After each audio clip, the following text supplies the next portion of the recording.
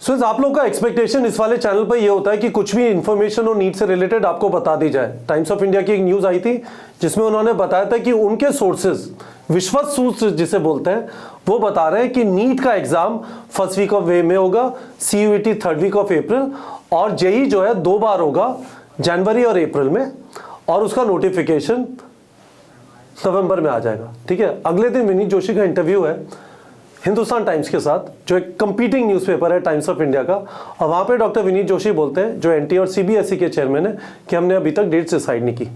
अब मुद्दे की बात है कि नीट 7 मई को होगा या नहीं होगा, क्या सबूत है? कोई सबूत नहीं है। पहली चीज़ ये है,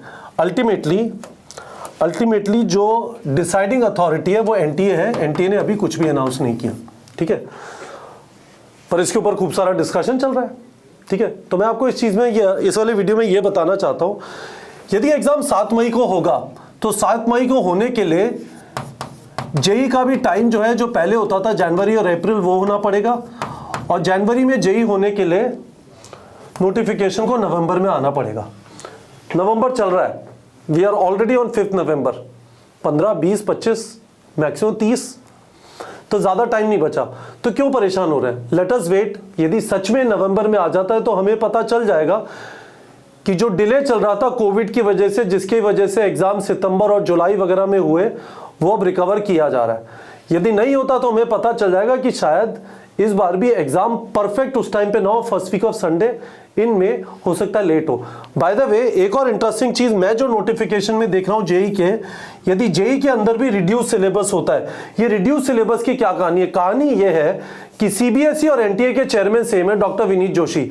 CBSE ने अनाउंस किया हुआ है कि आप ये पढ़ाइए स्कूल में और ये वाले चैप्टर्स मत पढ़ाइए। फॉर एग्जांपल, CBSE ने क्लास 12 के जो बोर्ड एग्जाम होंगे अगले साल फरवरी, 15 फरवरी से जो स्टार्ट होंगे, एनवायरमेंटल इश्यूज उसमें नहीं है, strategies for enhancement in food production उसमें नहीं है, रिप्रोडक्शन इन ऑर्गेनिज्म उसमें नहीं है।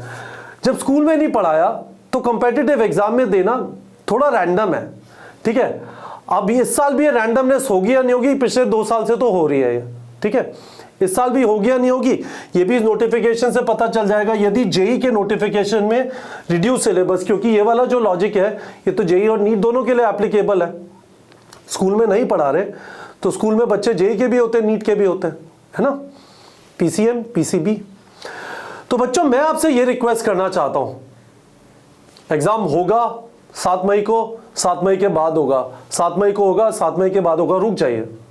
Let's just stop, let's just think कि हमें आज पता चल जाए तो उससे बहुत ज्यादा फर्क पड़ रहा है क्या? नहीं, मेरे हिसाब से तो सिंपल सी चीज है, सिंपल चीज है। मान लेते हैं 7 मई को होगा, मान लेते हैं, है ना, और टारगेट रख लेते हैं कि 31 मार्च तक सिलेबस खत्म करना है। ठीक है, अब उसके बाद डिले होता है, बहुत अच्छी बात है, आपको बोनस मिल गया, जितना रिवीजन हो जाए उतना अच्छा है, और उसी टाइम पे होता है, बहुत अच्छी बात है, आपने टाइम पे सिलेबस खत्म कर लिया था और 7 मई को आप एग्जाम लिखने के लिए रेडी होंगे। Why to fight about it? इस चीज के बारे में क्यों टाइम वेस्ट करें, इस चीज के बारे में और क्यों डिस्कशन करें? तो मेरा आपसे रिक्वेस्ट है, डिस्कशन को रोक दीजिए। बहुत सारी चीजें की जा सकती है इस टाइम पे which are better. Syllabus completion पे फोकस करिए। यदि आपको आदत पड़ी हुई है कि सिर्फ वीडियो देखते हैं सुबह से शाम तक, थोड़ा क्वेश्चन प्रैक्टिस करना चालू करिए। यदि आपको क्वेश्चन प्रैक्टिस में सिर्फ बायो के क्वेश्चन करने की आदत है, फिजिक्स केमिस्ट्री बायो में बैलेंस बनाइए। यदि आप मॉक टेस्ट नहीं लिखते, मॉक टेस्ट लिखना चालू करिए। मॉक टेस्ट के बाद एनालिसिस नहीं करते, वीक एरिया आइडेंटिफाई नहीं करते, वो करना चालू करिए। कल एक मॉक टेस्ट है हमारा, उसमें इस चीज से स्टार्ट कर दीजिए। या फिर फाइनली आइडेंटिफाई कर लेते हैं वीक एरिया, उसको फिक्स करने पे टाइम नहीं लगाते, उसको फिक्स कर लीजिए। इन चीजों पे मगजमारी, फाइट मारना बनता है। एग्जाम 7 मई को होगा या नहीं होगा, इस पे तो टाइम स्पेंड करना नहीं बनता। तो आपसे वीडियो के कमेंट में बच्चों ये प्रॉमिस चाहिए, you are not going to spend time on this. यदि आप सीरियस हैं एग्जाम के बारे में, ये एग्जाम डिसाइड करेगा आपके अगले 40 साल क्या करेंगे। आप वो करेंगे जो आप करना चाहते थे, वो करेंगे जो आपके टाइम वेस्ट करने की आदत ने आपसे कराया। You decide. मैं आपसे इस वाले वीडियो के थ्रू ये प्रॉमिस चाहता हूं, you are not going to waste time on this, you are going to spend time on your studies, क्योंकि आपका टाइम इस समय गोल्ड से भी प्रेशियस है। ठीक है बच्चों।